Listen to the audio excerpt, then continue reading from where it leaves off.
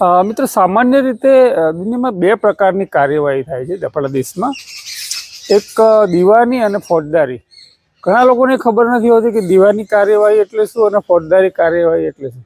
તો જો એને ટૂંકમાં સમજવું હોય કે દીવાની કાર્યવાહી, અને અમુક લોકો સિવિલ કાર્યવાહી પણ કહેતા હોય. તો દીવાની કાર્યવાહીમાં શું હોય કે મિલકતના પ્રશ્નો હોય, જમીનના પ્રશ્નો હોય, આ બધા દીવાની કાર્યવાહીમાં હોય છે. જ્યારે ફોજદારી કાર્યવાહીમાં કોઈ મારામારી થયું હોય, કોઈનું ખૂન થયું હોય, કોઈ બળાત્કાર થયો હોય, તે શરીરને લગતા ગુનાઓ હોય છે.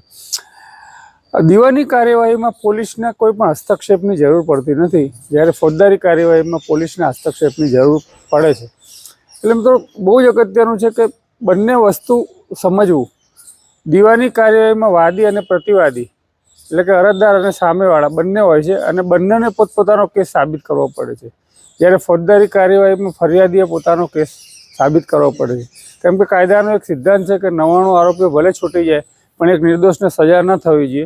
એટલા માટે મિત્રો દીવાની કાર્યવાહી અને ફોજદારી કાર્યવાહી વિશેનો તફાવત આપણે બધાએ ખૂબ જ ઊંડાણપૂર્વક સમજવો જોઈએ. અમે પ્રાથમિક માહિતી એટલા માટે આપી કે દીવાની કાર્યવાહી મિલકતને લગતાની વાત છે. જેમ કે કોઈ તમારું મકાન પડાવી લીધું હોય તો એને લગતું કોઈ તમારે કાર્યવાહી કરવી હોય તો કોર્ટમાં એનો દાવો કરવો પડે છે, એની સ્ટેમ્પ ડ્યુટી પણ ભરવી પડે છે.